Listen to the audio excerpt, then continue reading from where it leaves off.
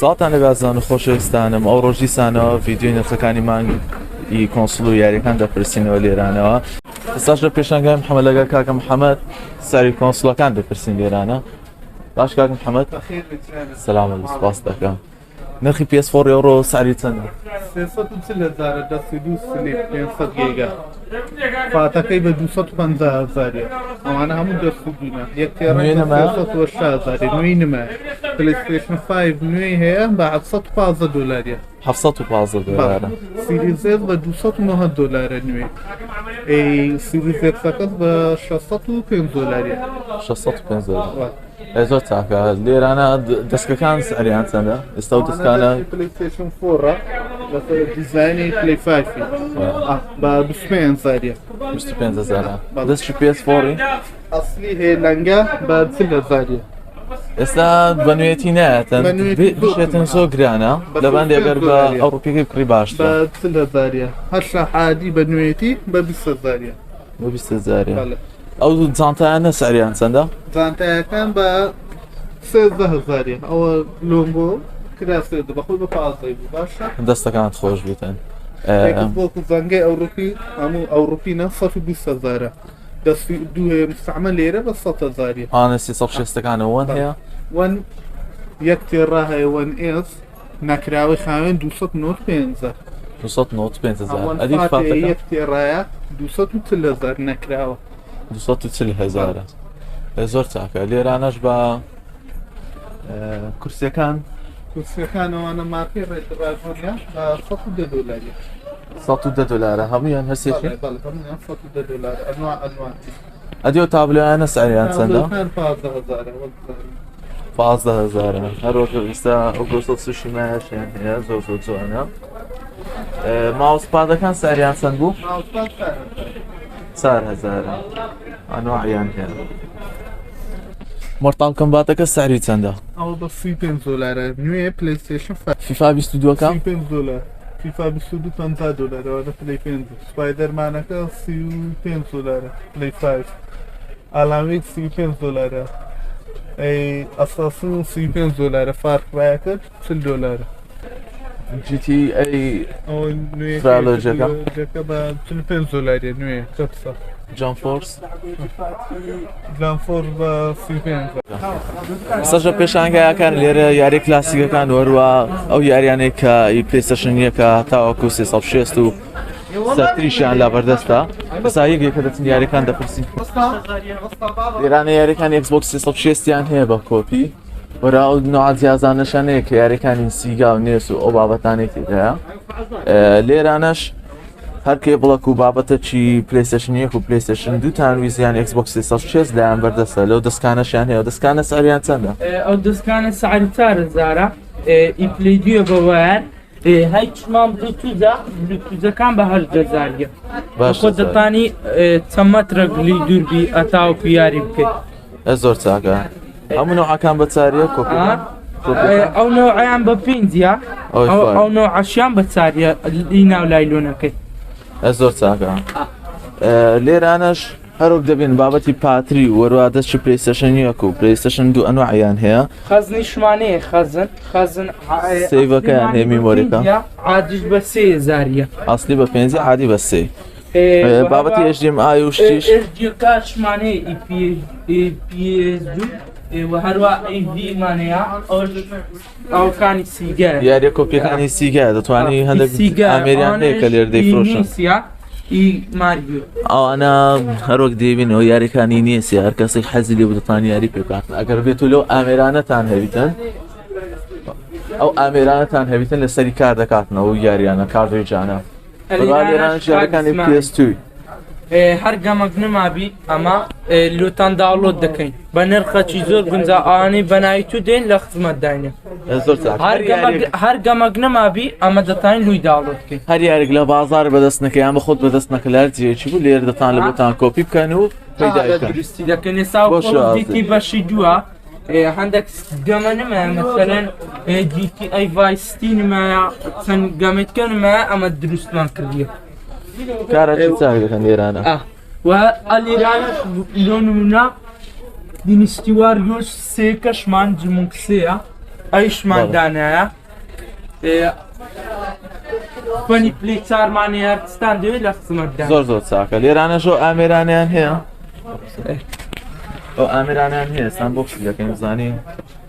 چۆنە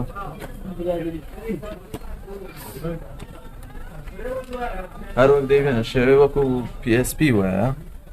ئەو نەوعە کۆنسڵانە کە یاری فەنەکانی تێدایە ئێستاوە یاری ئەکشنەکانە لەوانە سوپەر ماریۆ 3 تێدایە لە هەمان کاتدا ئەو دەدرێتە تەلەڤیزۆنیش و دەتانی بە یەدەشت ئەوە بکەیت ئەوە بە تەلەڤیزۆنیشە هەم بە یەدەکەشە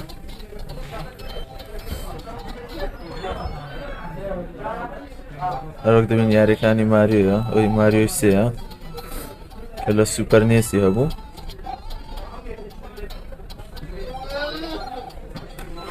ئەومان تێست کرد ئێستاکە ئەوشمان لۆ هاتیە ئەو ئەتاریەیان 620 گەمەی تێدایە وەکو بری ئەوکەیە بە شێوی ئەسلیان دروست کردەوە ڕۆکو نێسیان دروست کردەوە کۆپیەوە طبعاً کە هەر لەسەر هەمان شێوێ دەستگەکەی و یاریەکانی نێسی تێدایە کە زیاتر لە 620 یاری تێدایە ئێستا کەش دەچین گەمەکانی پلەیدی بزانین چمانەیە ستەمشا یاریەکانی پلەیدی دەکەین کەوانێک کە زیادیان کردن لە ناو فلاشی سە لێرانە 3 فلاشی جیاوازمانەیە کە لێرانە دانەیە ئێستا ئەو فلاشانە 32 گیگایە گەمەی جیاوازی تێدا ئێستا کە لۆ نمونە ئەوانە هەموو ریزدیڤڵەکانە ریزدیڤڵ کۆلێکشنە ئەوانەی کە عەزیان لە کۆلێکشنیە ریزدیڤڵی و هەمان کات دێ ئەو بەری دەبیتە پلەیەک معنای ریزدیڤڵەکانی پلەیەک و پلەی دوی تێدایە زۆر چاکە دەستان ئەو فلاش یەکە ئێستاش ئەو هاردیان هەیە کە 106 یاری پلیستشن دوی تێدا لەگەڵ 40 یاری پلیستشن یەکی تێدا کە دەکاتە 200 یاری کۆی گشتی لێران ئێستاەوە یاریانەی پلیستشن دوی بەشێکیان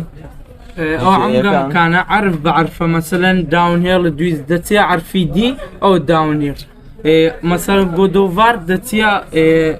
عرفی جی هەڕاز دەداتێ گۆدۆڤار هەموو یاریە شتێدا لە هەمان کاتدا دەچێ و بەری دەبیتە یاریەکانی پلەیەک مەسەلەن بپسیمەنە کەوانی کاک ئیسماعیل کردیتی زۆربەی تێدایە ریزدیڤڵە ریزدیڤڵ دووەکە و هەروەها تۆپان نۆت شەشەکەی تێدایە ڤیجیلەندی تێدایە بەشی 1 و 2کەش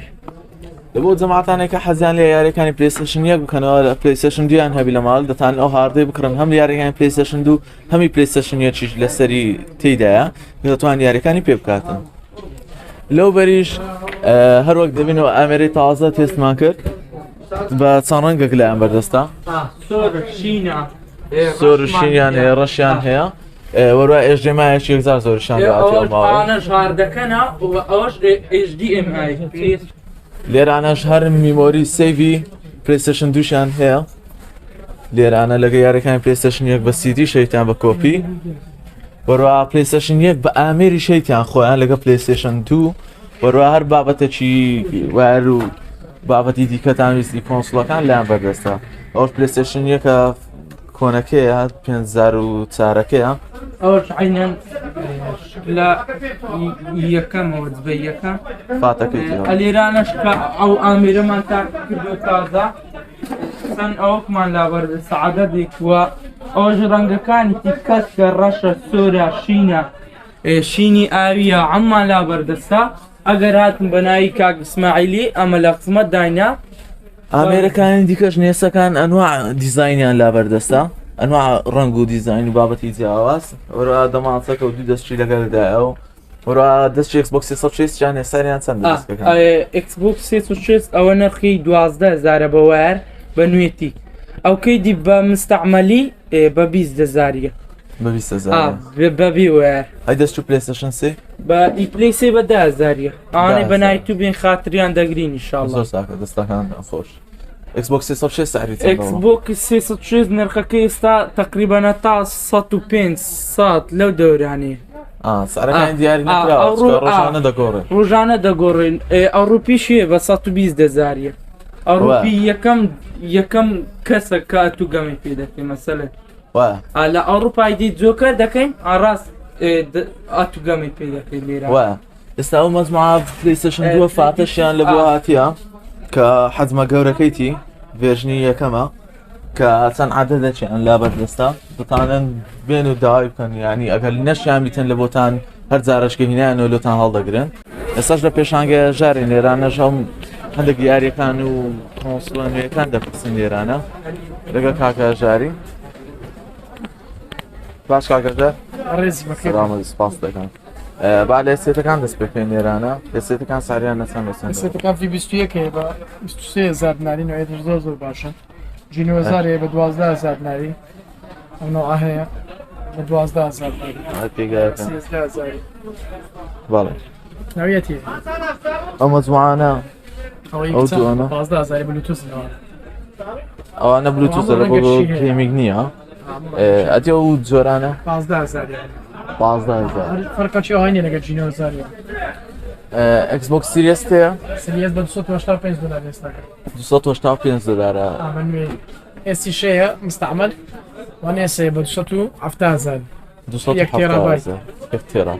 زۆر زۆر چاکە دەستی بەڕغوبە پلەیچار ئێستا لە بە جۆکەری مەڕغوبە سعری چەند ئێستا پلەیچار جۆکەکان سلیم ئێستاکە بە 365,000 جۆکەن فاتیشی هەیە بە 240,000 دینار 240,000 دینارە دەستی ئەکسبۆکس 360 سعری چەندە 10,000 لە جەبابێنە سێ یاریەکان لێرانە هیدن ئەجەندا 12,000 12,000 درایڤ کڵەب ئەوش 12,000 نێت فۆر سپید 15,000 GT 12,000 گێم ئۆف فرۆنس 35,000 دیڤیژن 2 15,000 ئەنچارت کۆلێکشن 15,000 ئەم چاتەکان هەمی 15,000 نانە 15,000 زیاتریش دەبیتن بنێن ساحرەکانیان ئەو هەیە زۆر چاکە شێنمی و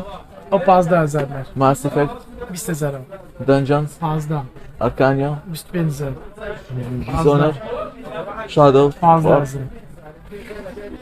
گاد بۆر ساری چەندە گادەفۆر 15,000 ئۆریژن ئەساسین 15,000 گۆستریکۆ 15,000 هیتمان ئەوش 15,000 بڵۆت بۆر ئەو 15,000 ئەو کەش کۆمباتەکە یازدەکەش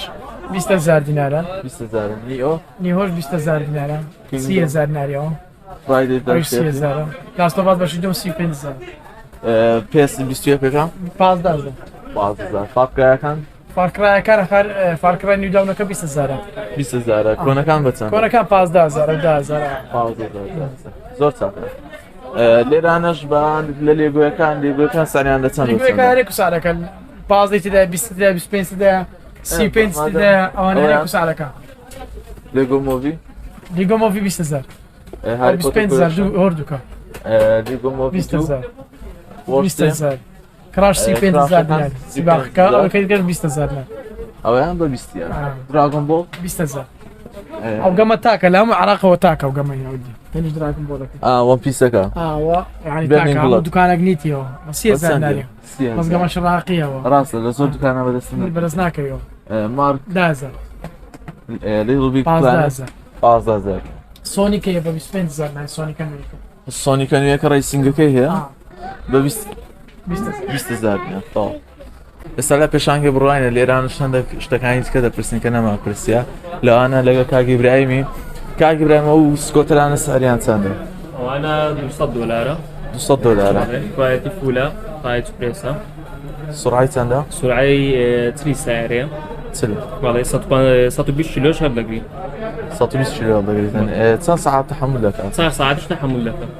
بە چەند ساعت شەحن دەبتەوە ب 3 ساعات شحن لك زۆر زۆر ساغێت ئێستا بچینە سەر کورسیەکان ئەو کورسیانەشیان هەیە گەیمینگانە ساریان چەندە كرسي جيمنجانا تخفيزات مال بكريديا لبو زنابت هر كسك بي بنايتو 150 دولار ودقي داشکانە گەوریان کرێت بۆ کەناڵیمە هەر کەسێک بەنایمە بێتنێتە سەری مانجێ ئەو داشکانانە بەردەوام دەوێت بەس پاشەنجی ساعەکان دەگەرێتەوە سەر ئەسڵی خۆی ليش اسمنا معناه تخفيزات مال بكريديا ئەسکانانە ساریان چەندە هو ب 75 دولار بەڵ اوان ب 35 دولار هم يداش كان مال بكريديا بەڵ او بينوش معناها 95 دولار 95 دلار اوشيان 35 دولار 45,000 ئەوانە هەتا سەری مانجی بەردەستە داشکانانە دواتر گران دەبتەوە لێرانەش بە لە دەستچی او PS4 دەستوکێ PS5 مانەیە کە بۆ PS4 دەبی هەموو ڕەنگەکی بەردەستە دوگمە و شتەکانی زۆر مرتاحە بەڵێ لێرانەش ئەو دەستکانی ئەکسبۆکسی دەستکی Xbox بە 25,000 بە وایە دەرەجەیەک 5 سعرەکەمان نەپرسی بە 15 دۆلاریە لە بازارش بە 30,000 هەمووی داشکامان بە کوردە زۆر چاکە دەستان خۆش بێت ئەکسبۆکس سیریس بە چەندە؟ Xbox Series بە 615 دۆلاریە ئەو سیریس ئەکسەکەیە؟ PS5 سعری چەندە؟ PS5 ئەمریکیمان هەیە بە 710 دۆلاریە 700 دلار ئەمریکیەکە سینیەکەش تان هەیە سینیەکەشمان هەیە بە 650 دۆلاریە بەس سینیەکە ئەکاونتی بە سین دەخینەوە ئەکاونتی ئەمریکی ئەومان نەمایە تەخفیزاتێک کردومان ئێستامان نەمایە باڵێ ئەو ماوسپادانە ماوسپادمان لەواتە شتێکی زۆر جوانەوە ژووریە ژووری گەمینجە بە 45 دۆلاریە ئەنەژۆر شاحینانیان هەیە PS4 دەست PS4 لەسەدادنێ شەحن دەبتەوە جیازەکەش لەسەدادنێ جێ یاریەکانیش بەڵێ سەریان چەندە؟ ئەوە بە 25,000 25,000 هەم دەستەکە شان دەبیتەوە جێی سیدی دانانیشیە جیازەکە سار دەکاتەوە زۆر چاکە ئەو نوع ماوسپادانەشیان هەیە ئەوانە سەریان چەندە؟ ئەوەی بە ناوی تو بێ 3,000 3,000 زۆر هەرزانە لە بۆ دەستکانەش تیجارەکان ئەوە تیجاری نییە ئەسلیایی گەڕاوی شەریکەیە زۆر باشە بە 40,000 40,000 زۆر چاکە لێرانەش بە سەری یاریەکان وەرۆڵفەکە PS5 وەرۆڵفەکە بە 45,000 بلاک ئۆپس کۆڵد وۆرەکە بە 50 فاکرای شەشەکە فاکرای شەشەکە بە 45 FIFA 21 FIFA 21 25,000 میدیەم میدیەم 45 باک فۆر بڵات بار فۆر بڵات 45 ئاڵڕایدەرس ئاوڕایدەرس 40,000 40,000 سنایپەر گۆست وارێر 40,000 40,000 NBA-کە NBA-کە 35,000 35,000 شۆ 21ەکە شۆ 21کە بە 45 ڤاڵهاڵە ڤاڵهاڵە و 50,000 کە بسە 50,000 کەپس سڵ کالیبەرەکە ساڵ کاریبەرەکە تێکم ساڵ کاریبەرەکە بە 30,000 کۆلێکشنە بەڵێ Red Dead Redemption 2 Red Dead Redemption 2 بە 33,000 Code Vein Code Vein بە 25,000 بە 25,000 Assassin's Creed Rogue بە 30,000 30,000 Unity 23,000 23,000 سێ ڕیماستەرەکە 30,000 30,000 بە Dead Rising 4 Dead Rising سار 20,000 GTA 5 GTA 5 22,000 22,000 God of War 4 22,000 دەستکی دانستی ئەو بە 25 دەک دانستی لێرانش بابینە سەر نێت فۆر سپیدەکان سپیدەکان پیتەکە بە 33,000 سیباکە بە 25 زۆر چاکە مەدڕانەرەکە مۆدرانەرەکە بە 35,000 35,000 باتمان ڕیتێرن توارکان بە 35,000 داشکانە چیان لەو دەستکانە کردیە ئەگەر بەنایمە بێن بە 70 دلارێکە نرخی خۆیان کاگررایم چەند بوو؟ نای دەستکی نایکۆنەکە بە 125 دۆلاریە خۆی بە 125 دلارێ بەڵام ئەوەی بەنایمە بێتەنە تا سەری مانجێ بە 70 دلاری دێکڕێتن هەم ئەویان هەم ئەو ناکوونەش کە ئەو هێچێتانەشان هەر کردە 70 دلار داشکانە بەنایمە بێن هەر کەسێک بەنایمە بێتن لە ئێرانە تاوەکو سەری مانجی بای 15,000 ئەشای بباتن جانتایەکی لە بۆ دەستکەکەی بە هەدیە وەردەگریتن دەستان خۆش بیتن ئێستاش لە پێشانگە نەسەرینەوەی یاریانەی دیکە کە نەمان پرسە لێرانە دەیپرسین وەکو نیتاندە سویچ و بابەتەکانی دیکە لەگەڵ کاگەڕایدی باش کاگڕای سەلامەت سپاس دەکەم ئەلدڕنگ سەری چەند دەوڕۆ 38 دلار باش دەگزدوو 15,000 تێکنەکە ئەوانە سەرێک گشتنوویە یەکەکە بە 25,000 بە 25,000 تۆم ڕایدەرەکە بە چەندە؟ ئەم بە 20 تۆم ڕایدەر ڕێدێدەکە بە پرسی 35,000 35,000 ئەساسین کرد ڕیماستەر بە 20,000 20,000 فیفا 22 بە 22 بە 53,000 53,000 جێدایەکە بە چەندە ستاوەرس بە 25,000 نیئۆ 2 نیۆ 2 بە 30,000 30,000 هێڤی ڕێینەکە لەگە بیان تو سۆڵەکەی کۆلێکشن ئەوە یەک بەشیناوە 20,000 20,000 یەک دانی تێدا لە زۆر چاکە لێرانەژۆ سامڕای وارێ چارەکە 20,000 مافیا سێیەکە 15,000 فاینال فانتازی 15 با 17,000 17,000 ئۆدیسی ئەساسی پازێ ساسەکان بەگشت بە پازدێ جگە لە باڵاڵای ئەوانە بە پازدێ باڵاڵەیەکە بە چەندیە لاکە دەبی 40,000 40,000 پرەی فری بە 15,000 ناک ئەوش پازدێ مترۆ 25 دێدۆڕە لایف 10,000 واش دۆکس 25,000 کال of Duty Modern Warfare ئەو ڕژنۆڵە بە 30,000 ڕۆژینەوە بە 30,000 25 زۆر چاکە The Witcher 15,000 دوم ئەوە دوومەوە بەس بیارە بە 20,000 ئەو VRەکەیتی بە 20,000 ئارکام باتمان ئارکام VRەکە بە چەندە ئەوش بیار بە 20 بە 20 دوم بە 15,000 نیتاندۆ سویچ ئۆلیدەکە بە چەندە ئەوڕۆ سویچ ئۆل بە 350 دلاری 350 سارەکە یاد تەخوارە سویچ احتیادی سویچ ئاساییەوە ئەوەم ئۆلیدە ئەمە ئۆلیدە بە 260 دلاری ئەو ڕەنجی جیازە لە یاتیە ڕەنجی کۆنەکەیتی لایەتەوە ئێتەوە دەچی PS5 ساری چەندە بە 6 دلاری $6 ئەدی سیرێسی هەمان سارە $6 لە بۆ هێدسێتەکان ئەو JBL-ئانە ساریان چەندە جێبی ئەڵانە بە 35 دلاری $35 ئەدی ئەو نوعانە ئەوانە زووسەکان ئەو زووسانە جوان لێ جوات پیشانکە ئەو زووسانە بە 30 دلاری $30 جارەکە نیتاندۆ سویچ هەڵۆ نەیبەرەکە بە چەندە سەرەکانی سویچی ئەوانەی کە نوێیە هەمووی بە بەگشتی 50 دلارە یان 45 ئەوە سەرەکانە